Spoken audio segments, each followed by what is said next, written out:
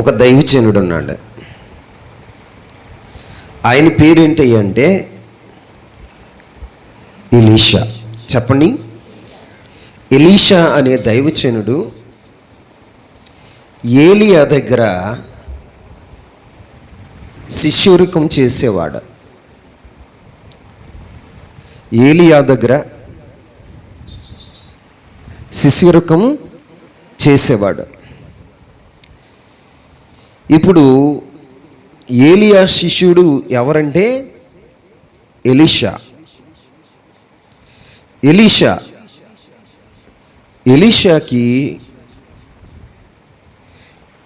Elisha ఏలియాని వెంబడిస్తూ ఉండేవాడు. 40 సంవత్సరాలుగా ఏలియా చేతుల మీద నీళ్లు పోసిన వాడుగా ఉన్నాడు. ఎన్ని సంవత్సరాలు? 1 సంవత్సరం 2 సంవత్సరాలు కాదు, 40 సంవత్సరాలు దైవజనుడైన ఏలియా చేతుల మీద నీళ్లు పోయటమే ఆయన డ్యూటీ. భోజనం చేసి చెయ్యిలా చాపితే నీళ్లు పోయాలి. భోజనానికి ముందు చెయ్యిలా చాపితే నీళ్లు పోయాలి.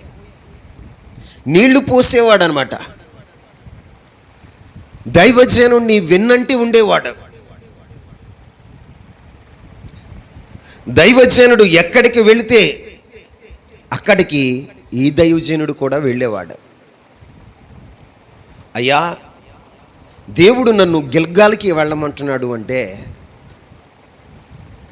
గిల్గాలికి దైవజనుడితో పాటుగా ప్రయాణమై వెళ్ళేవాడు. అయ్యా, దేవుడు నన్ను ఎరుకోకి వెళ్ళమన్నాడు అంటే ఏం చేసేవాడు తెలుసా? ఎరుకోకి బయలుదేరి వెళ్ళేవాడు. దేవుడు బేతేలుకు వెళ్ళమన్నాడు అంటే బేతేలుకి దైవజనుడితో పాటుగా వెళ్ళాడు. అయ్యా, దేవుడు నన్ను యోర్దానికి వెళ్ళమన్నాడు. ఎక్కడికి? యోర్దాను అంటే మరణం. ఏంటండి? మరణము గుండా వెళ్ళమంటున్నాడు అంటే అయ్యా, నువ్వు ఎక్కడికి వెళ్తావో అక్కడికి నేను వెళతాను, నేను కూడా వస్తాను. మరణం తప్ప మన ఇరువురిని ఏది వేరు చేయకూడదయ్యా అని ఏలియా విన్నంటి నీడలాగా ఎలీషా అనుసరించేవాడు. అలా అనుసరిస్తూ పరిచర్య చేస్తున్న ఎలీషాని ఏలియా చూసి, ఎలీషా, ఇంతగా నీవు నాకు పరిచర్య చేయటానికి, ఇంతగా నువ్వు నన్ను వెన్నంటి ఉండటానికి కారణం ఏంటి? నీకేమన్నా పరిచర్య కావాలా అని అడిగితే, దైవజనుడా, నాకేమీ వద్దు, నాకు కావలసిందల్లా నీవు పొంది ఉన్న ఆత్మలో 2 పాళ్ళు నాకు కావాలి. ఆమేన్. ఏం కావాలి? 2 పాళ్ళ ఆత్మ నాకు కావాలి అని ఏలియాను ఎలీషా కోరుకున్నాడు. ఈరోజు 2 పాళ్ళు ఆత్మ, 2 పాళ్ళు దేవుడు మన జీవితాల్లో ఏదైనా చేయాలి అంటే మనం ఏం చేయాలి? 2 అంతల ఆత్మ కావాలి, 2 పాళ్ళ ఆత్మ కావాలని ఎలీషా కోరుకున్నాడు. 40 సంవత్సరాల పరిచర్యలో దైవజనుడి నుండి ఏమీ ఆశించలేదు, కానీ అభిషేకం మాత్రం కావాలి. ఏం కావాలి? ఆస్తులు అడగల, సంఘాన్ని అడగల, ధనాన్ని అడగల. 40 సంవత్సరాలు చేతి మీద నీళ్లు పోస్తూ ఏలియాకి పరిచర్య చేశాడండి. వెన్నంటి ఉన్నాడు, ఎక్కడికి వెళితే అక్కడికి. అంటే మరణం తప్ప మనల్ని ఏది వేరు చేయకుండా వారు ఇరువురు కలిసి తిరిగిన వారుగా ఉన్నారు. ఈ రోజున నీ జీవితంలో దైవజనుడితో నీకున్న బాండింగ్ ఏంటి? దైవజనుడితో నీకున్న బాండింగ్ ఏంటి? దైవజనుడితో నీకున్న సంబంధం ఏంటి? దేవుని సన్నిధిలో కూర్చున్న నీవు వెంబడించేటప్పుడు ఎలా వెంబడిస్తున్నావు? ఎలా వెంబడిస్తున్నావండి? దేవుని సన్నిధికి వచ్చిన మనం మరణము తప్ప, ఏం తప్ప? మరణం తప్ప మనల్ని దైవజనుని వేరు చేయకూడదు. ఆమేన్. ఆ తీర్మానం కలిగి ఎంతమంది విశ్వాసులు ఉన్నారు? ఆ తీర్మానం కలిగి ఎంతమంది విశ్వాసులు కలిగి ఉన్నారు? బంధువులు వచ్చారంటే దైవ సేవకుడిని విడిచిపెట్టేద్దాం. ఏదన్నా కార్యక్రమం జరుగుతుందంటే దైవజనుని వదిలేస్తాం. 40 సంవత్సరాల్లో ఏ రోజు కూడా ఎలీషా ఏలియాని విడిచిపెట్టల. ఆమేన్. అగ్ని రథాల్లో కొనిపోబడి ఆ వరకు, అగ్ని రథాలు వచ్చి ఏలియాను ఎలీషాను వేరుపరిచే అంతవరకు ఎలీషా ఏలియాను విడిచిపెట్టలేదండి. నీడవలే అనుసరించిన వాడుగా ఉన్నాడు. ఎలా? నీడవలే అనుసరించాడు. అనుసరిస్తుంటే అప్పుడు అడిగాడు, అయ్యా నీకేం కావాలి? ఇంతగా నీవు నన్ను వెంబడిస్తున్నావు కదా, ఏం ఆశించావు? ఏం ఆశించావు? ఏదన్నా పదవి ఆశించావా? రాజుగారితో చెప్పాలా? లేకపోతే సంఘం కావాలా? అంటే ఆయన ఏమంటున్నాడు తెలుసా? నాకేమొద్దయ్యా, నువ్వు కలిగి ఉన్నావు చూసావా ఆత్మ, దాంట్లో 2 పాళ్ళకు చాలు. ఎంత? చెప్పండి చెప్పండి. ఆయన 100 పాళ్ళు ఆత్మ కలిగి ఉంటే ఆయన 100 కోరుకుంట్లా, 100లో 2 పాళ్ళు నాకు ఇయ్యయ్యా. ఏమంటున్నాడు? 2 పాళ్ళ ఆత్మ నాకు దయచే, అంతే చాలు, అంతే చాలు. 2 పాళ్ళు ఆత్మ చాలు నాకు అని దైవజనుడి నుండి కోరుకున్నది, ఆశించింది ఏంటో తెలుసా? అభిషేకాన్ని కోరుకున్నాడు. ఏం కోరుకున్నాడు? మరి మనం ఏం కోరుకుంటాం? గట్టిగా 10 సంవత్సరాలు వెంబడించామనుకో, సంఘం కావాలి. ఈ సంఘమా ఆ సంఘమా, ఈయనంటే ఈ సంఘస్థులతో ఆ సంఘస్థులతో బాండింగ్ పెట్టుకొని దైవజనుడికి తెలియకుండా సొంత సంఘం ఏర్పాటు చేయటానికి పూనుకుంటాం. నేను ఒక మాట చెప్పనా? మనం ఒక దైవజనుడితో అంటుకట్టబడిన తర్వాత, ఒక సహవాసంలో మనం ఉన్న తర్వాత మన జీవితాలు ఎలా ఉండాలి అంటే మరణం వరకు. ఎప్పటి వరకు?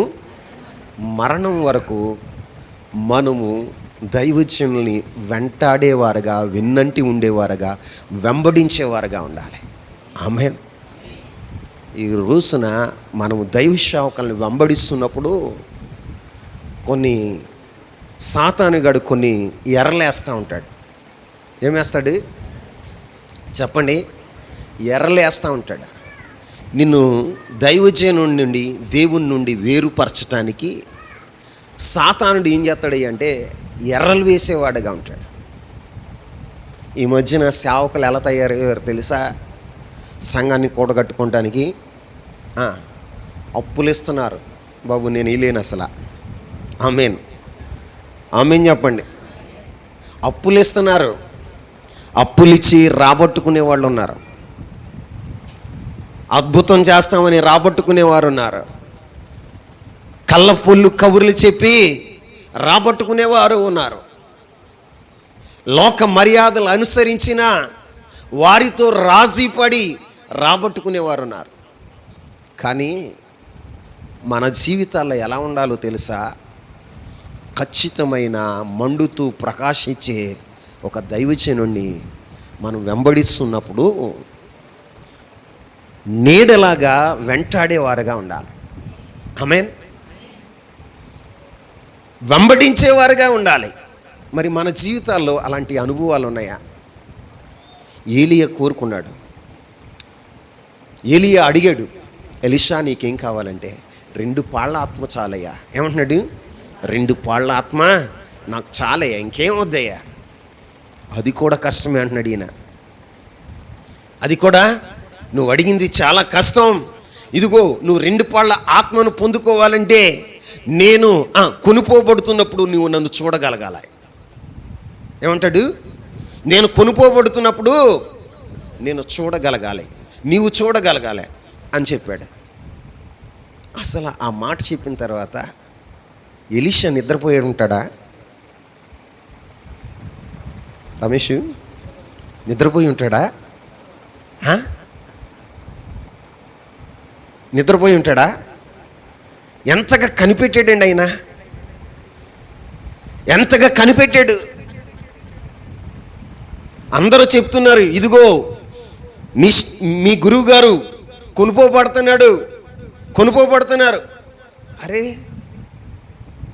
దైవజనుడి దగ్గర తర్బీదు పొందుతూ, దైవజనుడి దగ్గర తింటూ తాగుతూ, దైవజనుడిని వెంబడిస్తూ శిశిరక్షణ చేస్తున్న మిగిలిన సేవకులందరూ ఏమంటున్నారు తెలుసా? మీ దైవజనుడు అంటున్నారు. ఏమంటున్నారు? మీ దైవజనుడు కొనుపోబడుతున్నాడు అంటే ఆయన ఏమన్నాడు తెలుసా? అది నాకు తెలుసు. ఏమన్నాడు? అది నాకు తెలుసు, మీరు గమ్మున ఉండండి, మీరు మెదలకుండా ఉండండి, నాకు తెలుసులే. అందరూ అంటున్న మాట ఏంటో తెలుసా? నీ దైవజనుడు, నీ దైవజనుడు, నీ దైవజనుడు అంటున్నారు. మా దైవజనుడు, మన దైవజనుడు అంట్లా. ఏమంట్లా? మా దైవజనుడు, నా దైవజనుడు అంట్లా. ఏమంటున్నారో తెలుసా? మీ దైవజనుడు అంటున్నాడు. అప్పుడు ఎలీషా ఏమన్నాడో తెలుసా? నాకు తెలుసు, నాకు తెలుసు, నాకు తెలుసు, మీరు మెదలకుండా ఉండండి అన్నాడు. కొంతమంది సంఘానికే వస్తూ ఉంటారు, సంఘంలోనే ఉంటారు. ఏమంటారో తెలుసా? మీ దైవజనుడు. సీని గారు అంటూ ఉంటాడు, ఏమని? మీ అయ్యగారు ఏం పెడుతున్నాడు? మరి నేనే ఆయనకు అయ్యగారిని కాదు నేను, మీ అయ్యగారు అంటాడు. ఆయన నవ్వుతా అనవచ్చు, ఎలాగైనా అనవచ్చు, కానీ దేవుడు చూస్తున్నాడు, దేవుడు చూస్తున్నాడు. ఎలీషా ఏమన్నాడు తెలుసా? నా దైవజనుడు కొనిపోతున్నాడన్న సంగతి నాకు తెలుసు. ఏలియా చెప్పాడు, నేను కొనిపోయే సమయంలో నువ్వు నన్ను చూడాలి, నేను కొనిపోయే సమయంలో నీవు నన్ను చూస్తే ఆ అభిషేకాన్ని నువ్వు పొందుకోగలుగుతావు. ఆమేన్. అలాంటి పరిస్థితిలో ఏలియా నిద్రపోయి ఉంటాడా? చెప్పండి. గిల్గాల్కు వెళ్ళాడు ఎలీషా కూడా. అక్కడి నుంచి బేతేలుకి వెళ్ళాడు, బేతేలు కూడా అనుసరించాడు. అక్కడి నుంచి ఎక్కడికి వెళ్ళాడు? ఎరుకోకి వెళ్ళాడు, ఎరుకోకి కూడా ఎలీషా వెళ్ళాడు. ఎరుకో నుంచి యోర్దాను దాటెళ్ళాడు. యోర్దాను దాటుతూ ఉండగా ఎలీషా ఏం చేశాడో తెలుసా? ఏలియా ఏం చేశాడో తెలుసా? తన మీద ఉన్న దుప్పటను తీసి యోర్దాను నది మీద కొట్టాడు. ఏం కొట్టాడు? యోర్దాను నది మీద కొట్టి దుప్పట అలా వేసుకుంటే యోర్దాను పాయలైపోయింది. ఏమైపోయింది? పాయలైపోయింది. ఇద్దరు నడుచుకుంటూ వెళ్ళిపోతున్నారు. రహదారి ఏర్పడింది, ఆరిన బాట, రోడ్డు ఏర్పడింది, నడుచుకుంటూ వెళ్ళిపోతున్నారు. నా దైవజనుడు అభిషేకం చూసావా? ఆ అభిషేకంలో 2 పాళ్ళు నాకు వస్తే చాలు. ఏమనుకున్నాడు? 2 పాళ్ళు వస్తే నాకు చాలు అనుకుని దైవజనుడు ముఖం అంకే చూస్తూ ఉన్నాడు. ఆయన చూస్తున్నాడు. చూస్తూ ఉంటే, అయ్యా నువ్వు వెళ్ళిపోతే నేనేంటయ్యా, నేను సేవటి చేయాలి, అభిషేకం లేకుండా సేవటి చేయాలి అని అటు చూస్తూ ఉంటే ఏలియా చూశాడు. ఏం కావాలి నాయనా, నువ్వు ఇంతగా నన్ను వెంబడించడానికి ఏం కావాలంటే 2 పాళ్ళ ఆత్మ చాలయ్యా. ఏమంటున్నాడు? 2 పాళ్ళు ఆత్మ చాలు. నేను కొనిపోయే ముందు నువ్వు నన్ను చూడు అంటే, ఇక అది మొదలుకొని ఒక్క క్షణం కూడా, నేను అనుకుంటాను ఒక్క క్షణం కూడా రెప్ప వేసి ఉండడు ఆయన. ఏలియాను చూస్తూ కనురెప్పలు కూడా వేసి ఉండడు. అంతగా ఏలియా వైపు చూస్తూ తన జీవితాన్ని గడిపాడు. ఆయన చూస్తూ ఉండగానే పరలోకం నుండి ఒక అగ్నిరథం వచ్చింది. ఏ రథం? అగ్నిరథం వచ్చింది. ఎలీషాను వేరుపరుస్తూ ఆ రథం వచ్చి ఏలియాని ఎక్కించుకుంది. ఏలియాని ఎక్కించుకుంటే అప్పుడు అంటాడు, నా దైవజనుడా, నా తండ్రి, ఇశ్రాయేలీయులకు రథములు రౌతులు నీవే కదా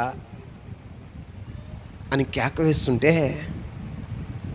ఏలియా వెళుతూ తన మీద ఉన్న దుప్పటి కిందకి వదిలాడు. ఏం చేశాడు? కిందకి వదిలాడు. అది ఎలీషాకి దొరికింది. దాన్ని పట్టుకున్నాడు అంతే. కానీ దైవజనుడు కొనిపోతుంటే ఏమంటున్నాడు తెలుసా? నా తండ్రి. ఏమంటున్నాడు? నా తండ్రి, నా దైవజనుడా, ఇశ్రాయేలీయులకు రథమును రౌతులు నీవే అని అంగలార్చు రొమ్ము కొట్టుకుంటుంటే, ఏలియా వెళుతూ తన దుప్పటిని చెల్లాడు. దుప్పటిని వదిలాడు. ఆ దుప్పటి తీసుకున్న ఎలీషా ఏం చేశాడో తెలుసా? ఏలియా యొక్క ఆత్మ, ఏలియా దేవుడు ఎక్కడ ఉన్నాడు అని యోర్దాను నది మీద కొడితే, 2గా చీల్చి యోర్దాను మీద కొడితే యోర్దాను 2 పాయలైంది. ఆమేన్. అప్పటికి అర్థమైంది, ఇక ఎలీషాకి అభిషేకం దిగి వచ్చింది. ఆమేన్. ఏం దిగి వచ్చింది? అభిషేకం దిగి వచ్చింది అని ఎలీషా గుర్తించగలిగాడు. అప్పుడు ఏలియా కంటే 2 అభిషేకంతో అద్భుత ఆశ్చర్య కార్యాలు, 7 అద్భుతాలు ఏలియా చేస్తే 14 అద్భుతాలు చేశాడు ఆయన. ఏం చేశాడు? 14 అద్భుతాలు, పరిచర్యలు చేశాడు. అంత అభిషేకంతో నింపబడిన వాడుగా ఉన్నాడు. ఈ రోజున నీ జీవితంలో కూడా అభిషేకం కావాలంటే నువ్వేం చేయాలో తెలుసా? దైవజనుల్ని వెంబడించేవాడుగా ఉండాలి. పరిశుద్ధ సంఘాన్ని వెంబడించేవాడుగా ఉండాలి. నీ జీవితంలో వెంబడించే అనుభవాలు ఉన్నాయా? దైవజనుడు తప్పు జారు ఎక్కడన్నా ఫోన్ చేశాడు అనుకో, అయ్యా పలానా చోటన ఉన్నా. ఎందుకు చేస్తాడు? ఏదో పని ఉంటేనే చేస్తాడు, లేకపోతే చేస్తాడా? నేను సాధారణంగా ఎవరికి ఫోన్ చేయను. చేశాను అంటే అక్కడ ఏదో ఒక పని ఉంటేనే చేస్తాను. సరదాగా పూసుకోలు కౌరులు చెప్తానికి నేను ఫోన్ చేయను. మన ఊరిలో సంగతి ఏంటి, కోరిపల్లి సంగతి ఏంటి, సుజాత లక్త సంగతి ఏంటి, ఆ నాన్న సంగతి ఏంటి, ఆ మూషే గారి సంగతి ఏంటి చెప్పు అని ఫోన్ చేస్తాను అనుకున్నావా? అలాంటి ఫోన్లు జంతనాయి. పని ఉంటేనే, ఎంతో పని ఉంటేనే నేను చేస్తాను ఫోను. ఇలాంటప్పుడు కూడా కొంతమంది ఏం చేస్తారు తెలుసా? అబద్ధాలు ఆడతారు. ఏమాడతారు? అబద్ధాలు ఆడతారు. అప్పుడు అనుకుంటాను, ఇలా జీవితంలో ఇంకా మారరా. అయ్యగారు ఎక్కడో ఉన్నాడుగా, నేను ఇక్కడే ఉన్నానుగా. నేను ఎక్కడున్నా నా ఆత్మ దీనితో వస్తుంది. ఆమె చెప్పండి. పిల్లలు ఎక్కడుంటారో అక్కడ దైవజనుల ఆత్మ అల్లాడుతూ ఉంటుంది వాళ్ళ వెంబడే. అది మీకు తెలియదు. అది మీకు ఎలీషా ఏమన్నాడు గెహాజీని, నీతో కూడా నా ఆత్మ రాలేదా? ఆయన ఎక్కడ కూర్చున్నాడు? ఇంట్లో కూర్చున్నాడు. ఎక్కడ కూర్చున్నాడు? ఇంట్లో కూర్చున్నాడు. నయమాన్ వెళ్ళిపోతా ఉన్నాడు. నయమాన్ని పిలిచి గెహాజీ ఏం చేశాడో తెలుసా? మా దైవజనుడి ఇంటికాడ ఉన్నాడు కానీ ఇదిగో దైవజనుడికి దగ్గరికి ఇప్పుడే దూర ప్రాంతం నుంచి 2 శిష్యులు వచ్చారు. వారిద్దరికి 2 వస్త్రాలు, షినారు వస్త్రాలు, వెండి 2 మణుగుల వెండి మని అడిగితే 2 నాన్న 4 తీసుకో. ఏమంటున్నాడు? 4 తీసుకో. నువ్వు 2 అడిగావని 4 చొప్పున ఇచ్చాడు. 2 అంతలు ఇచ్చాడు నయమానం. చక్కగా అవన్నీ కూడా సర్దుకుని వచ్చేసాడు ఇంట్లోకి. ఇంటికాడ పెట్టేశాడు వస్త్రాలు, షేనారు వస్త్రాలు, వెండి. మళ్ళీ ఏం తెలియనట్టుగా ఎలీషా దగ్గరికి వచ్చాడు. ఎవరి దగ్గరికి? ఎలీషా దగ్గరికి వచ్చాడు. ఎలీషా ఏమంటున్నాడు తెలుసా? నానా గెహజీ, ఎక్కడికి వెళ్ళి వస్తున్నావు? నిన్ను అడగాలిగా. అమ్మా ఎక్కడికి వెళ్ళి వస్తున్నావు? చెల్లి ఏం చేస్తున్నావు? ఎక్కడికి వెళ్ళి వస్తున్నావు అంటే నువ్వేమంటావు తెలుసా? ఎక్కడికి వెళ్ళలేదయ్యా, ఇక్కడికే చిన్న పని మీద వెళ్ళి వస్తున్నా. దేవుని ఆత్మ దైవజనులతో కూడా, దైవజనుల ఆత్మ నీతో కూడా వస్తుందని నువ్వు జ్ఞాపకం చేసుకో. అబద్ధాలు ఆడేవనుకో, గెహజీ ఏమైపోయాడు? మాట్లాడండి. కుష్టి వ్యాధి సంపాదించుకున్నాడు. ఏం సంపాదించుకున్నాడు? మన జీవితాల్లో కూడా ఆ కుష్టి వ్యాధి వస్తుందో రాదు కానీ నీకు పాపం మాత్రం నీ వెంట వస్తుంది. ఏమవుతుంది? పాపం మాత్రం నీ వెంట వస్తుంది. పాపం వలన జీతం ఏంటో తెలుసా? మరణం. కాబట్టి ఈరోజు 2 అంతల అభిషేకం నువ్వు పొందుకుందువుగాక. 2 అంతల అభిషేకం పొందుకోవాలంటే నువ్వేం చేయాలో తెలుసా? దైవజనులని వెంబడించుటలో విసుకక, నీ జీవితంలో వారిని వెంబడించుటలో నువ్వేం చేయాలో తెలుసా? అలసిపోకూడదు. ఏం చేయకూడదు? మాట్లాడండి. ఆయన గిల్గాల్లో ఆగిపోయాడా? చెప్పండి. లేకపోతే బేతేల్లో ఆగిపోయాడా? ఎరుకోలు ఆగిపోయాడా? యోర్దానులో ఆగిపోయాడా? ఆయన ఎక్కడికి వెళ్తే అక్కడికి వెళ్ళాడు. మన జీవితంలో కూడా దైవజనుల్ని వెంబడించే అనుభవం ఉంటే నీ జీవితంలో దేవుడు అభిషేకాన్ని అనుగ్రహించేవాడుగా ఉంటాడు. నీ ద్వారా మహిమ కలిగిన పరిచర్య జరిగించేవాడుగా ఉంటాడు. 2 అంతల అభిషేకాన్ని పొందుకోవటానికి వెన్నంటి ఉన్నాడు. ఏమయ్యాడు? నేను అంటాను, అసలు ఎలీషా నిద్రపోయి ఉండడు. ఏం పోయి ఉండడు? నిద్రపోయి ఉండడు. ఆ మాట చదువును. ఇప్పుడు నేను కారులో వస్తా, ధ్యానం చేసుకుంటా వచ్చా. కారులో వస్తానే ఈ టర్నింగ్ తిరిగిన తర్వాతే నిజంగా మీకు ఏం చెప్పాలా అని ఆలోచన చేస్తున్నా. మెసేజ్ లేదు నా దగ్గర. ప్రభువా ఏం చెప్పనంటే 2 అంతల అభిషేకం గురించి చెప్పాను. 2 అంతల ప్రభువా, దైవజనుడైన ఎలీషా 2 అంతల అభిషేకాన్ని పొందటానికి ఆయన అన్న మాట ఏంటో తెలుసా? నేను నీ దగ్గర నుంచి కొనుపోబడుతున్నప్పుడు నువ్వు నన్ను చూడగలగాలి. ఏం చేయాలి? కొనిపోబడతాడన్న వాస్తవం, కొనిపోబడతాడన్న మాట వాస్తవం. కానీ ఎప్పుడు కొనిపోబడతాడో తెలియదు, ఎప్పుడు అగ్ని రథాలు వస్తాయో తెలియదు, ఎలా కొనిపోబడతాడో తెలియదు. కానీ ఎలీషా ఏలియాను చూస్తూ ఉండిపోయాడు. ఆ మాట చెప్పింది మొదలుకొని అసలు నిద్రపోయి ఉండడం, కంటి రెప్ప కూడా వేసి ఉండడం. నా ఆలోచన ఏంటంటే కంటి రెప్ప కూడా వేసి ఉండడం. నువ్వు ఎప్పుడైనా దైవజనుడిని అలా చూడగలిగావా? మనం భక్తి నేర్చుకుంటున్నప్పుడు మన పితరులు ఏం చేశారు? దైవజనులు వెంబడించేటప్పుడు ఎలా ఉన్నారు, మనం ఎలా ఉంటున్నాం ఒకసారి గమనించాలి. వాళ్ళు అంత ప్రభావవంతంగా ఉండటానికి మనం ప్రభావం లేని వారిగా ఉండటానికి కారణం ఏంటో తెలుసా? వారు చేసినట్లుగా మనం చేయట్లా, వారు ఆలోచించినట్లుగా మనము ఆలోచించట్లా.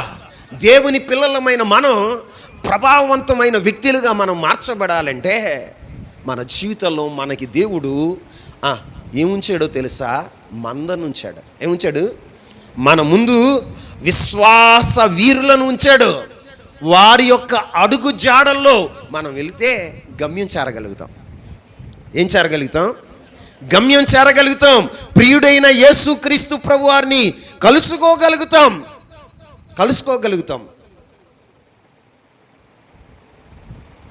మన జీవితాల్లో మంద అడుగు జాడలను బట్టి నడవకుండా మనం మన సొంతంగా నడవాలని ప్రయత్నం చేస్తే ప్రియుని యొద్దకు వెళ్ళాం.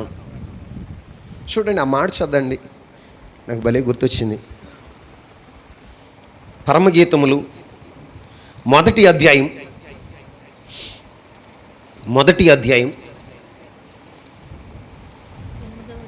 పరమగీతములు మొదటి అధ్యాయము 7-8 వచనాలు చదువుదాం. నా ప్రాణప్రియుడా నీ మందను నీ వెచ్చట మేపుదువో, మధ్యాహ్నమందు ఎచ్చట నీడను వాటిని తోలుకొందువో నాతో చెప్పుము. ముసుగు వేసుకొనిన దాననై నీ జతకాండ్ల మందల యొద్ద నేనెందుకుండవలెను? అప్పుడు ప్రియుడు చెప్తున్న మాట ఏంటో తెలుసా? నారీమణి సుందరి అది నీకు తెలియకపోయినా మందల అడుగు జాడలను బట్టి నీవు పొమ్ము, మంద కాపరుల గుడారముల యొద్ద నీ మేక పిల్లలను మేపుము. ఆమేన్. ఇప్పుడు మంద ఇక్కడ అడుగుతున్నాడు. ప్రియుడు ఏమంటున్నాడు తెలుసా? ప్రియురాలుతో అంటే ప్రభు అయిన యేసుక్రీస్తు ప్రభు వారు సంఘంతో చెప్తున్న మాటలు ఏంటి అంటే, నా ప్రియమైన సంఘమా, నేను మందని ఎక్కడ మేపుతున్నానో నీకు తెలియదా? నీవు మంద అడుగు జాడలను అనుసరించి వెళ్ళు. అప్పుడు నీవు ఎక్కడికి వెళ్తావు? ఇది నీకు తెలియకపోయానా అంటున్నాడు. ఏమంటున్నాడు? అయ్యా, నువ్వు ఎక్కడ మంద మేపుతున్నావో నాకు చెప్పయ్యా. నువ్వు ఎక్కడ మధ్యాహ్నము ఆ వేళలో నీ మందను నీడను మేపుతున్నావో నాకు చెప్పయ్యా అంటే ఆయన ఆమె ఇంకా తిరిగి ఏమంటున్నాడు తెలుసా? అది నీకు తెలియకపోయినా ఇప్పుడు దేవుని సంఘంలో ఉన్న నీవు తెలుసుకోవలసిన విషయం ఏంటంటే, మంద కాపర్లను మనము అనుసరించేవారుగా ఉండాలి. మంద యొక్క అడుగు జాడల్లో మనం నడిస్తే ఎక్కడికి వెళ్తామో తెలుసా? మనము ప్రియుడైన యేసుక్రీస్తు ప్రభు వారి దగ్గరికి వెళతాం, గుడారం యొద్దకు చేరగలుగుతాం. ఆమేన్. అంటే సియోనుకు చేరగలుగుతాం. మరి మన జీవితాల్లో మందను అనుసరించే అనుభవం అంటే మన ముందు విశ్వాస వీరులు ఉన్నారు, వారు వేసిన అడుగు జాడల్లో మనం నడవగలిగితేనే మనం ఆ గుడారం చేరగలుగుతాం. అంటే ఆ సియోను చేరగలుగుతాం. ప్రియుడైన యేసు యొద్దకు మనం చేరగలుగుతాం. ప్రియులరా, ఈ రోజున మన జీవితాల్లో మొదటిగా మనం ఏం చేయాలో తెలుసా? అభిషేకాన్ని పొందాలి అంటే మన దైవ సేవకుల్ని అనుసరించాలి. మన ముందున్నటువంటి మంద కాపరులు మందను అనుసరించి ఆ యొక్క జాడలను అనుసరించి నువ్వు నడవగలిగితే నీ జీవితంలో ఏం కలుగుతుందో తెలుసా? అభిషేకాన్ని పొందుకోగలుగుతావు, ప్రభువుని నువ్వు చేరుకోగలుగుతావు, నువ్వు వెళ్ళవలసిన గమ్యస్థానం నువ్వు వెళ్ళగలుగుతావు. ఆమేన్. ఇక్కడ ఎలీషా అదే చేశాడు.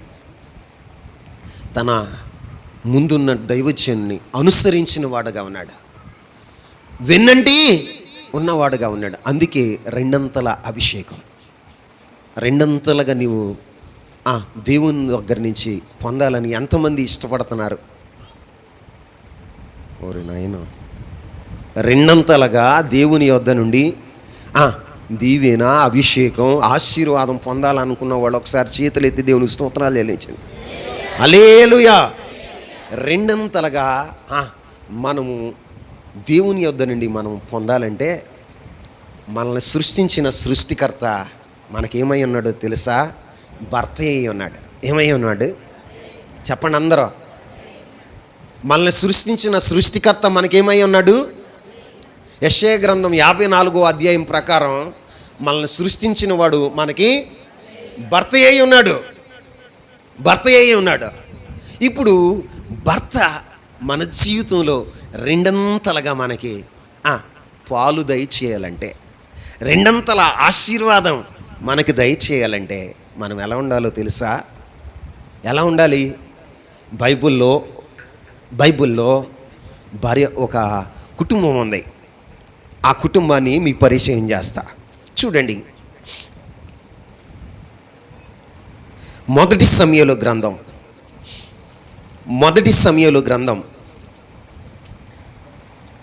మొదటి అధ్యాయం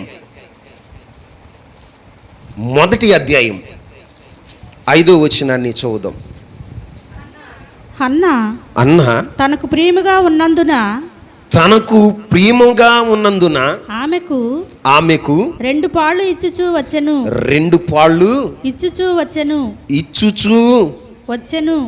వచ్చెను. ఎవరైనా ఎల్కానా చెప్పండి అందరూ. ఎల్కానాకి 2 భార్యలు ఉన్నారు. ఒక దాని పేరు హన్నా, రెండో దాని పేరు పెనిన్నా. విచిత్రం ఏంటి అంటే ఎల్కానా పెనిన్నాకి 2 పాళ్ళు ఇచ్చేవాడట. ఏమిచ్చేవాడు చెప్పండి? మీ భాషలో చెప్పాలంటే పెనిన్నా ఒక సీర కొన్నాడు అనుకోండి, అన్నాకి ఎన్ని కొనేవాడు? మాట్లాడండి. 2 కొనేవాడు. ఎన్ని కొనేవాడు?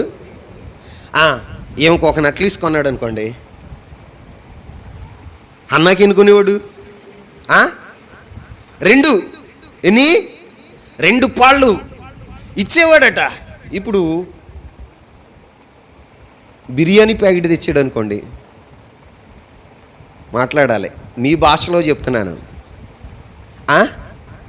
ఎన్ని తెచ్చేవాడు? దమ్ బిర్యానీ, ఫ్రై బిర్యానీ. ఏ బిర్యానీ?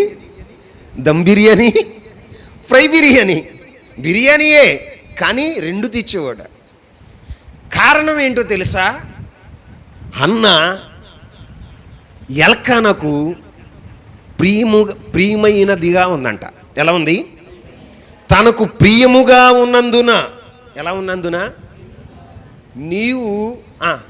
నీవు ఈరోజు నా దేవుని సన్నిధికి వచ్చిన నిన్ను, నీ జీవితంలో దేవుని యొద్ద నుండి 2 పాళ్ళు నువ్వు పొందాలంటే, 2 పాళ్ళు అభిషేకాన్ని పొందాలన్నా, 2 పాళ్ళు దీవెనను పొందాలన్నా, 2 దేవుడు నీకు మేలు చేయాలన్నా, నీ జీవితంలో మరొకటి ఏం కావాలో తెలుసా? నీవు దేవునికి ప్రియమైన వాడగా ఉండాలి.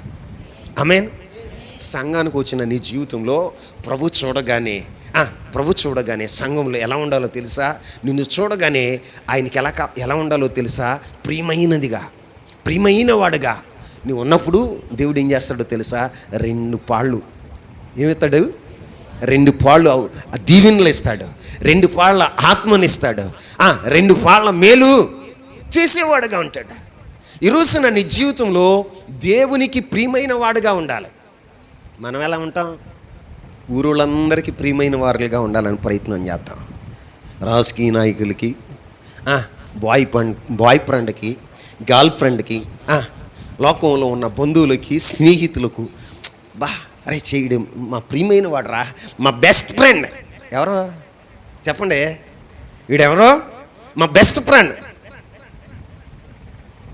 లోక సంబంధమైన మనుషులు చెప్పటం కాదా? సంఘములో ప్రభు సంచరిస్తున్నప్పుడు నిన్ను చూసినప్పుడు ఆయన ఏమన్నాలో తెలుసా? నాకు ప్రియమైన వాడు, నా ప్రియమైన కుమారుడు, నా ప్రియమైన కుమార్తె అని నిన్ను గురించి చెప్పగలిగినప్పుడు దేవుడు ఏం చేస్తాడో తెలుసా? నువ్వు అడిగేది ఒకటి కానీ దేవుడు 2 చేస్తాడు. అడిగిన దానికంటే, ఊహించిన దానికంటే అత్యధికమైన కార్యాలు నీ జీవితంలో చేయగలడు. ఆమేన్. ఈ రోజున చేయగలడు. అయితే మన జీవితాల్లో ఎందుకు జరగట్లేదంటే మనం దేవునికి ప్రియులుగా ఉండం. దేవునికి ప్రియులుగా ఉండం. దేవునికి ప్రియులుగా ఉండం. లోకానికి ప్రియులుగా ఉంటాం. లోక సంబంధమైన వ్యక్తులకు ప్రియులుగా ఉంటాం. ఈ రోజున ఇంతకాలం నువ్వు తిరిగింది చాలు, ఇతరులకు ప్రియమైనదిగా ఉన్నది చాలు. కానీ ఇప్పుడు నీ దేవుడైన పరలోకపు తండ్రికి నువ్వేమై ఉండాలో తెలుసా? ప్రియమైన వాడగా, ప్రియమైన దానగా నీవు ఉండగలిగితే 2 పాళ్ళు. ఎన్ని పాళ్ళు అండి? ఈ రోజున ఎందుకో దేవుడు నీ ఒడిని నింపి పంపించాలనుకుంటున్నాడు. ఒట్టిగా కాదు, 2 పాళ్ళ ఆత్మతో. ఆమేన్ చెప్పండి. 2 పాళ్ళ దీవెనతో. ఆమేన్ చెప్పండి.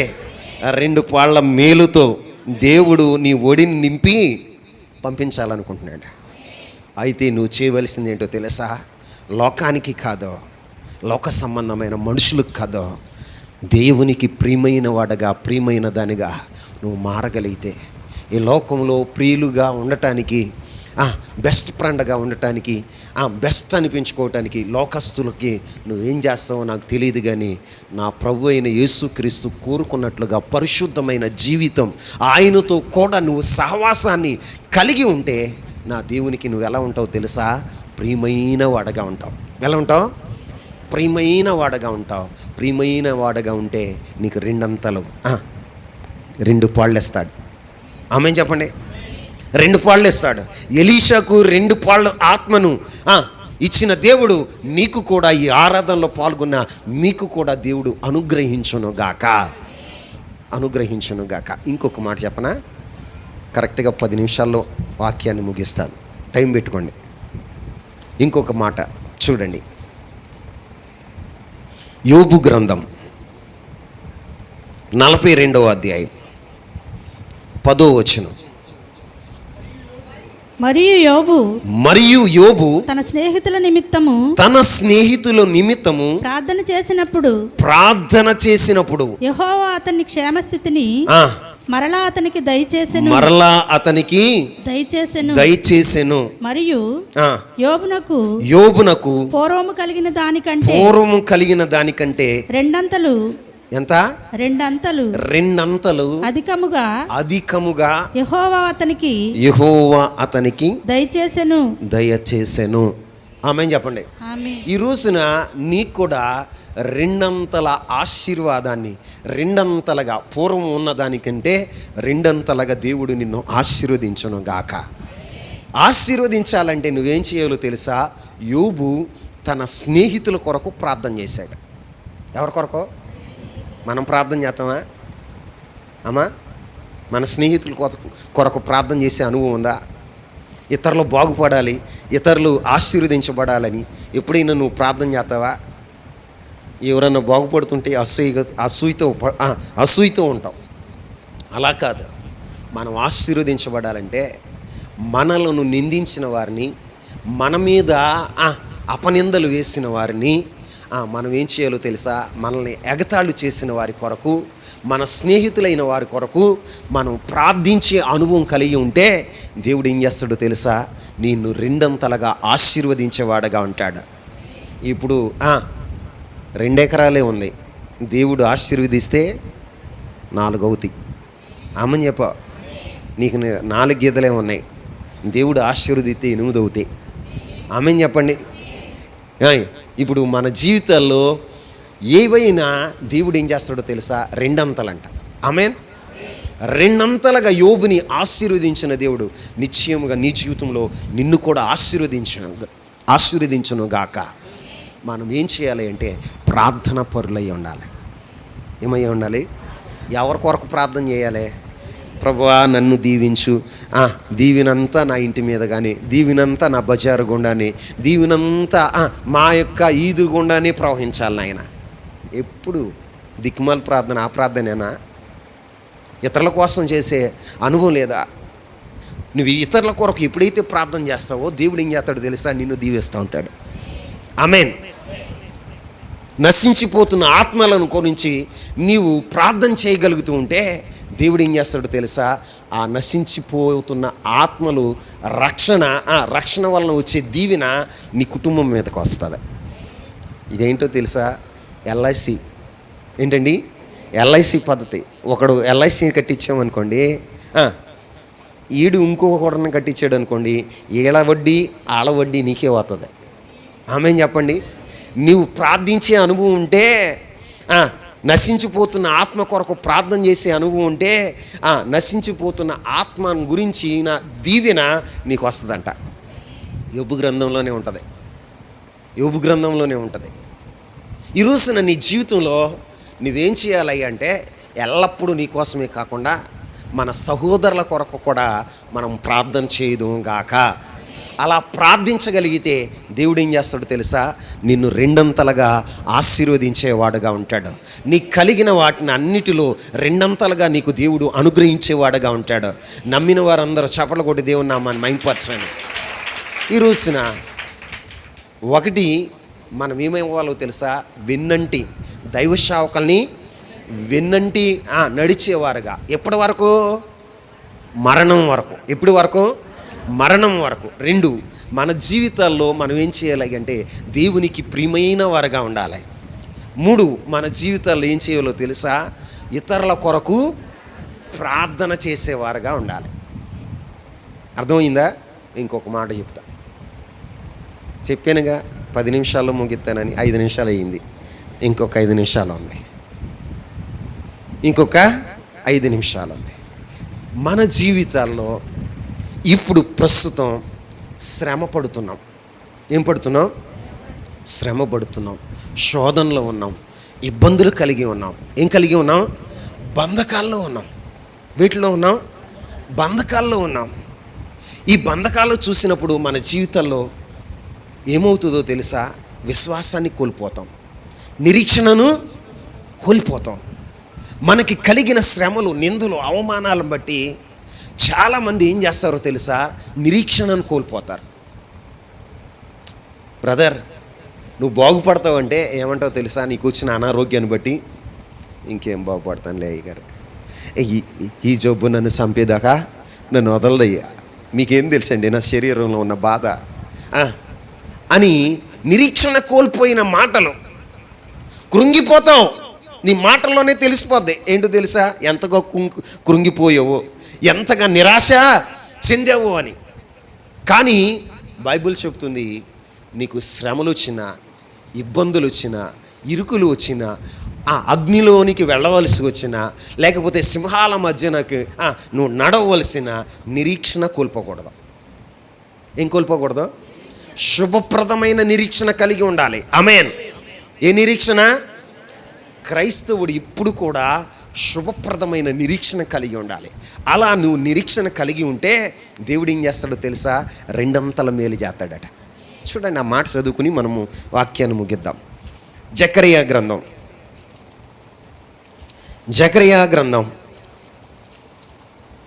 9వ అధ్యాయం 12వ వచనాన్ని చదువుదాం. బంధకముల్లో పడి ఉండి నిరీక్షణ గలవారులారా మీ కోటను మరలా ప్రవేశించుడి. రెండంతలుగా మీకు మేలు చేసేదనని నేడు నేను మీకు తెలియజేయుచున్నాను. ఆమేన్ చెప్పండి. ఇక్కడ సైన్యములకు అధిపతియగు యెహోవా మాట్లాడుతున్న మాట ఏంటో తెలుసా? ఓ ఇశ్రాయేలు ప్రజలారా, మీరు బంధకాల్లో ఉన్నారు. ఎక్కడున్నారు? బంధకాల్లో పడి ఉన్నారు. కానీ బంధకాల్లో ఉండి కూడా మీరేం కలిగి ఉన్నారో తెలుసా? నిరీక్షణ గలవారులారా మీ కోటలో మరలా ప్రవేశించండి. రెండంతలుగా. వీళ్ళు ఏం కలిగి ఉన్నారంట? 70 సంవత్సరాలు అయిందండి సెరకెళ్ళి. దేవుడు మమ్మల్ని దర్శిస్తాడు, ఈ సెర నుండి విడిపిస్తాడు అని ఒక శుభప్రదమైన నిరీక్షణ వారి హృదయాల్లో ఉందంట. నీ జీవితంలో బంధకాలు వచ్చి ఎన్ని సంవత్సరాలు అయింది? ఎన్ని సంవత్సరాలుగా నువ్వు ఆర్థిక బంధకాల్లో ఉన్నావు, సాతాను బంధకాల్లో ఉన్నావు, లేకపోతే కోర్టు బంధకాల్లో ఉన్నావు, లేకపోతే ఈ లోక సంబంధమైన బంధకాలు, ఏ బంధకాల్లోనూ నీవు ఉన్నావు నాకు తెలియదు. కానీ ఆ బంధకాల నుండి విడుదల పొందాలని ప్రయత్నం చేస్తున్నావు. కానీ సంవత్సరాలు దొర్లిపోతూ ఉన్నాయి, పరిస్థితులు మారలా. కానీ ఈ బంధకాల్లోనే నువ్వేం కలిగి ఉండాలో తెలుసా? నిరీక్షణ కలిగి ఉండాలి. ఏం కలిగి ఉండాలి? ఈరోజు నా దేవుడు, ఈరోజు నేను బంధకాల్లో ఉన్నాను, కానీ రేపు ఒక రోజు రాబోతుంది. ఆమేన్ చెప్పండి. రేపు ఒక రోజు రాబోతుంది, ఈ బంధకాల నుండి నేను విడుదల పొందుతాను. ఇదిగో దేవుడు నన్ను సమృద్ధి అయిన స్థలానికి నడిపిస్తాడు, మరలా నా కోటలోనికి నేను ప్రవేశిస్తాను, నా సింహాసనం మీద నేను కూర్చుంటాను అని ఓ నిరీక్షణను కలిగి ఉన్నప్పుడు దేవుడు నీకు రెండంతల మేలు చేస్తాడు. ఏం చేస్తాడు? మేలు, రెండంతలా మేలు చేస్తాడు. ఇప్పుడు ప్రజెంట్ నువ్వు అనుభవిస్తున్నటువంటి శ్రమలను చూడమాకు, ప్రస్తుతం నువ్వు అనుభవిస్తున్న బంధకాలను చూడమాకు, ప్రస్తుతం నువ్వు ఉన్నటువంటి ప్రతికూలమైన పరిస్థితుల్ని చూడమాకు. శుభప్రదమైన నిరీక్షణ. ఏ నిరీక్షణ? నా దేవుడు బంధకాల నుండి విడిపిస్తాడు. నా దేవుడు షడ్రకు, మెషకు, అబేద్నెగోలు ఏం చెప్పారు సాక్ష్యం? ఓయ్ నెబుకద్నెజరు ఏమన్నారు? ఓయ్ నెబుకద్నెజరు, మా దేవుడు, మేము సేవించే దేవుడు ఈ అగ్నిగుండములో నుండి మమ్మల్ని రక్షిస్తాడు. రక్షించకపోయినా వారు ఏమంటున్నారు తెలుసా? నీ విగ్రహానికి మాత్రం మేము సాగిలపడం. వాళ్ళ నిరీక్షణ చూడండి. వాళ్ళు నోటితో ఒప్పుకున్నారు. ఏం చేశారు? నువ్వు విశ్వసించిన దాన్ని నీ నోటితో ఒప్పుకోవాలి. ఆమేన్. ఎప్పుడు చూసినా ఈ రోగం పోత బుజ్జా, ఈ పరిస్థితులు పోవు బుజ్జా, ఈ బంధకాలు మనల్ని విడిచిపెట్టవు బుజ్జా, ఈ ముద నష్టం వాడు మారడు బుజ్జా. ఏమవడం? ఈ ముద నష్టం వాడు మారడ బుజ్జా. ఈయన్ని మార్చాలని మనం ప్రయత్నం చేస్తున్నాం. ఎంత తగ్గించుకున్నాను, కానీ వీడు మారట్లా. నీ నోటి మాటలే అక్కడ క్రియ జరుగుతుంది. నీ పరిస్థితుల నుండి దేవుడు విడిపిస్తాడా? నువ్వు ఆరాధించే దేవుడు ఎవరో తెలుసా? రక్షకుడు. ఆమేన్. రక్షకుడు నీవున్న ప్రతి ఒక్క పరిస్థితి నుండి రక్షించి నీకు కాపుదల, భద్రత, క్షేమం, సమృద్ధిని ఇవ్వగలిగిన వాడు నా ప్రభు అయినా యేసుక్రీస్తు ప్రభువు. షడ్రకు, మెషకును, అబేద్నెగోల్ని అడిగితే వారు చెప్తారు, మా దేవుడు అగ్నిగుండంలో నుంచి రక్షిస్తాడా అండి. దానియేలుని అడిగితే సింహాల బోన్లో నుండి నా దేవుడు నన్ను సజీవంగా బయటికి తీసుకొస్తాడండి. ఏమంటాడు? సజీవంగా బయటికి తీసుకొస్తాడండి. నువ్వు అంటావా జ్వరంలో నుంచి బయటకు వస్తానని, నడునింపు నుంచి విడుదల పొందుతానని చెప్తావు నువ్వు? ఈ రోగంలోనే నా జీవితం అయిపోద్దయ్యా, ఈ నడువు నొప్పి నేను చచ్చేదాకా పోయేదట్లేదయ్యా. ఏది నిరీక్షణ? నీలో ఏముండాలో తెలుసా? దేవుడు ఎలాంటోడో తెలుసా? శూన్యంలో నుండి సృష్టిని కలగజేస్తాడు, మృతులను సైతం సజీవులంగా చేస్తాడు, ఎండిపోయిన ఎముకల్ని గొప్ప సైన్యంగా నిలబెట్టిన వాడు నా ప్రభు. నిన్ను నిలబెట్టలేడా? ఎండిపోయిన పరిస్థితుల నుండి, చనిపోయిన స్థితి నుండి, ఈ రోజున ప్రతికూలమైన పరిస్థితుల నుండి నిన్ను క్షేమకరమైన పరిస్థితికి తీసుకుని వెళ్ళలేడా? నీలో ఏముండాలో తెలుసా? శుభప్రదమైన నిరీక్షణ.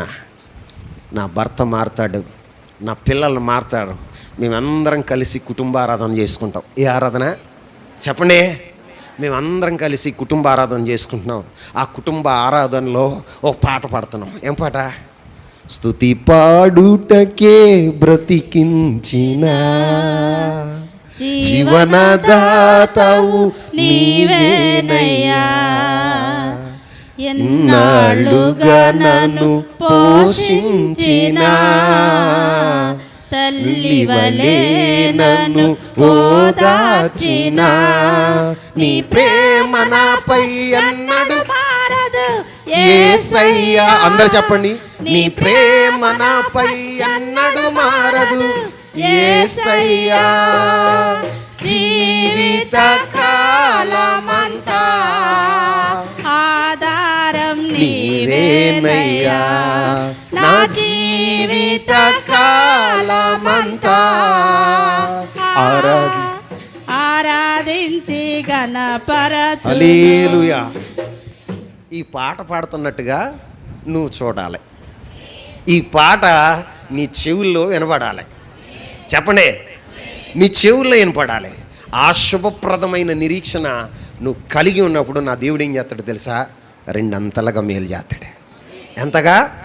రెండంతలుగా మేలు చేస్తాడు. అట్టి కృప పరిశుద్ధాత్మ దేవుడు మీ అందరికీ దయచేయను గాక. మోకరిస్తారా? చేతులు ఎత్తారా?